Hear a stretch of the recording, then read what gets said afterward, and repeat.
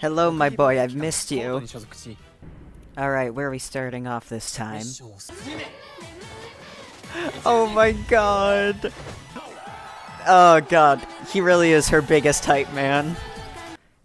Oh, that's a cute outfit. Oh, Jesus! Oh, wait, that design is so good. Dude, look at the jaw! Oh, I love that. Go find your buddy. God, it's crazy that the nightmare appears this early, though. Oh, come on. Dude, you can't just give him a motorcycle. That's just too cool. The missing. Bro, what kind of nightmare dimension is she locked in? Or, well, I guess she's in a nightmare, but you know what I mean. Hi, why are you here?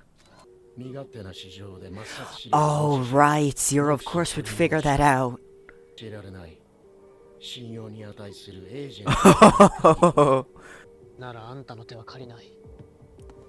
I don't think it's gonna be that easy, unfortunately.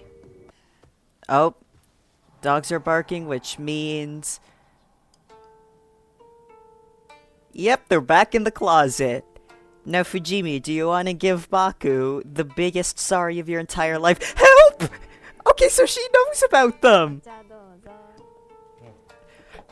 I would have loved to know how that conversation went. Oh, Minami, you're the best. Do you want to say sorry to me now? Yes, now apologize.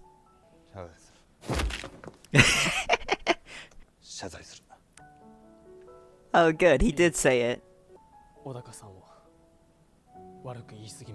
I mean, you were kind of fully within your right to say those things.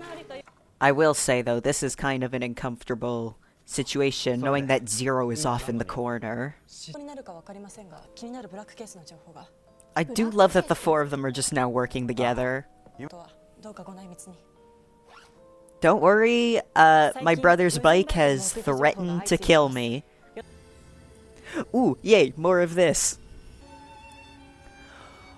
Oh. Oh, interesting. I do love a girl who loves her plants. Never fucking mind, how dare you? You guys are really stealthy, don't worry. Totally inconspicuous.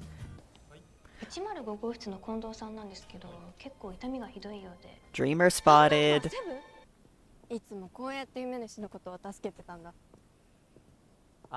I love that we get to see more of their bond.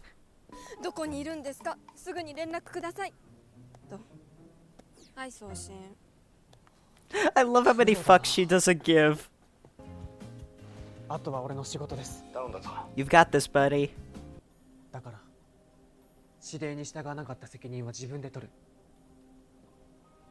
Normally I'd say, good for you for taking responsibility, but in this case it's like, very unnerving. In fairness, I thought I made it clear that I didn't trust you. You are the one and only agent. That phrasing is still so interesting.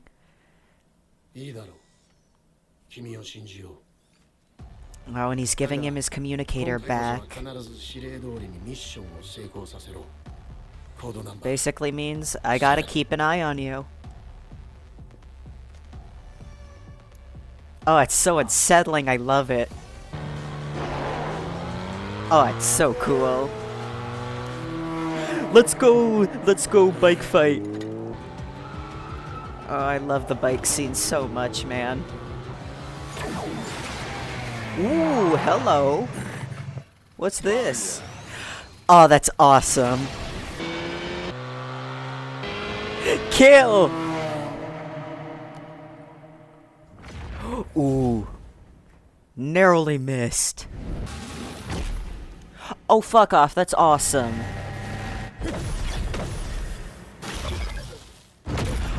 Oh, hell yeah! I didn't know he... The Akira slide, come on, man. Oh, he literally ate her. Like in the story. Oh. Yep, and there he is. Oh. And it probably sucks, because Baku's still worried about Nox too. Kill! Oh my, I'm so excited to see them fight. Oh shit! Oh, he's quick! Stop. Stop. That's so cool. Oh my god, that's cool. Holy shit. Holy shit. I was not expecting Zero to be this much of a capable fighter. Hello? Hello? Oh. Oh, that's rad as fuck. Oh, come on, that's awesome.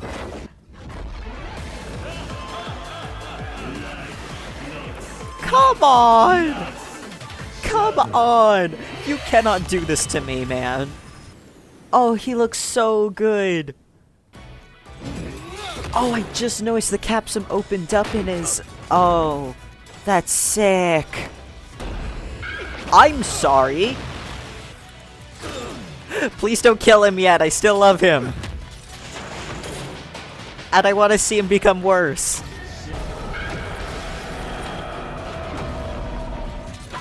I also love the sounds associated with it. Like, they're very pleasing to me. Ooh, hello. I love how he's got, like, ears and an antenna. Woo! Oh, shit! Oh my god! Whoa! Oh god! What the fuck? Whoa! No fucking way! No fucking way! This can't be his death. Like, permanent death. That can't be it for him, right? That feels too easy! If you've watched all of my other videos, then I think it's probably very clear at this point that Zero is my favorite character in the show so far. And I think he sucks, but I love him so dearly because he sucks so much. And I mean, considering the content of tonight's episode and what exactly happened to him, I feel like it's important for me to preface this by saying that I am very biased towards Zero as a character because he's just fascinating to me. And naturally, I do have some thoughts about what happened at the end there. But I'll save those for a bit later, because I want to talk about the other stuff involving Zero first. Like how Zero feels so much more unsettling now that he's making his displeasure with Baku's actions known. Like, while Baku is on a mission, Zero chooses to appear to Baku in someone else's dream, and doesn't just choose to appear to Baku, but when Baku essentially is like, okay, well fine, I don't need your help then if you're unhappy with me, despite Baku's job, ordered by Zero, being to deal with the nightmares, Zero still forcibly took Baku out of the dream, because I'm certain that Baku suddenly being teleported into the sky and then dropped down and forced awake was Zero's doing, especially since during his fight with Nox, Zero was a lot more powerful than what I expected. Like, of course I was expecting Zero to have some sort of abilities up his own sleeve, because why else would he be like the only person present in code and still be the person at the head of everything, even when he's on agent number 7? because you'd think that at some point a previous agent would try and dispose of him. But Zero was powerful enough to take on Nox Knight all on his own, and was only defeated by Nox when Kamen Rider Nox finally awakened. Not only is Zero crazy powerful, but he's very tactical, he's very fast, he's just incredibly strong, and I don't think that what we saw in this episode was even the true extent of his abilities. I think he was blindsided by Kamen Rider Nox because he did not account for this. When it came to fighting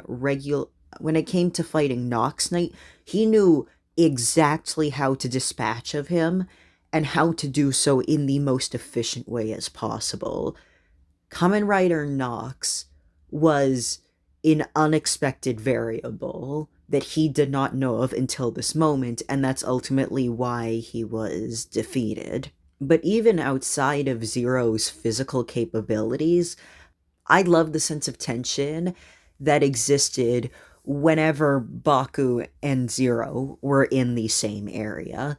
Because at this point, Zero has made it clear to Baku, pretty much, that I do hold control over you. And Baku is aware that Zero is holding this control over him. The scene, especially where Baku was stating that he was taking accountability for his work and wanted information on code in exchange for his loyalty. The moment when Zero took Baku's communicator out of the drawer felt so intentional in the way how he was kind of making a show out of it. Opening the drawer, taking the communicator out, and then handing it to Baku. Because Baku purposely left it behind so Zero wouldn't be able to track him, but by Zero doing this, it's an unspoken statement of, I will be watching you very closely now. Hell, even in the scene where Baku and Fujimi apologized to each other and Natsuka and Minami were there too, it was still so unsettling for me in a way because, and I love how this was shot, because the moment that Baku goes into the closet and we see the wide shot of the code headquarters, Zero's bike form is very clearly intended to be in the bottom right corner of the shot. He's not involved with this scene at all, but I feel like it was purposely shot in a way to kind of remind you, even if Zero isn't in his robot mode, he's still listening to everything that's going on. He's still watching. He is keeping very close tabs. And not only do I think Baku knows of this, but I think Minami has some idea of the extent of it, based on how Baku alluded to her, like, having some difficulty with my boss, and especially Minami's conversation with Zero where he threatened her. By the way, I've heard that there's more Zero and Minami interactions in her little spin-off series. Um, I have not been able to get my hands on any of those episodes at all. I've been trying to search for them, but I've just gotten no results, so I don't know what happens in there. And the typical sites I use for watching Toku haven't uploaded it at all. So until I manage to find it somewhere, I have no idea what's going on between Minami and Zero in matters outside of the current story, which sucks for me because I'm so interested in their dynamic, but I don't think it's like necessary watching to watch the rest of the show, but it's like ultimately I'm still gonna keep looking, but it's just if anything's happened between Minami and Zero in that show and I don't mention it, it's because I legitimately just have not been able to find it and I have not been able to see it. Maybe someday. But putting Zero to the side for a second, which is blasphemous of me, I love how we got more interactions between Baku and Minami this episode, because it feels so good now that Minami is now officially part of the team, that she's also having a hand in how they deal with nightmare cases, and how she and Baku are interacting and everything, and how they'll be a bit silly together, but ultimately show how strong their bond is and how willing to look out for each other they are. And it's just, they make me happy. I'm really happy that Minami is now an active part of the plot even more. It's just, I'm excited. I'm excited for more. And in terms of the nightmare itself this week, I love. At this point, me saying that I love a nightmare's design is like, I guess the sky is blue. Like, no shit, but it's just, the wolf the wolf nightmare has such a interesting design, and it's something that I am very fond of. I also love the little detail that it has two different helms for the suit. One with the mouth closed, and then one with the mouth open that was displayed when, it ate Nemu. It's also just cool as hell to see how they incorporated one of the what I believe is the original elements of the Little Red Riding Hood story, where the wolf does actually eat her as well before the woodsman comes around. It's a fun little nod, and I appreciate when fairy tales are taken into consideration during the design and scripting process. It's just fun. Honestly, though, I don't really have that much to say in terms of this week's episode, in terms of things that I can talk about for an extended period of time. Well, I mean, aside from the very obvious thing that I'm probably gonna have to talk about now, which is, the fact that Zero died, that Zero was killed, that Nox tore out his core, and then he exploded when hitting the ground. And I'm going to be completely honest, I do not think he's dead.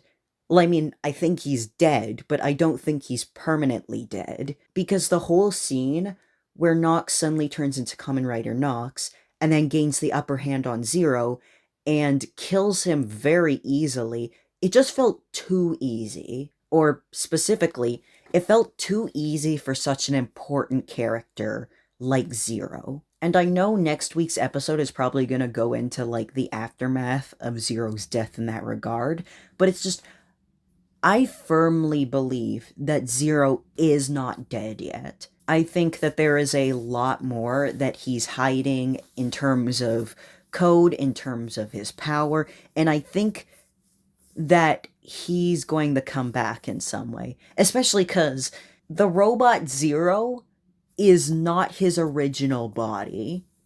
He is being controlled by the true Zero.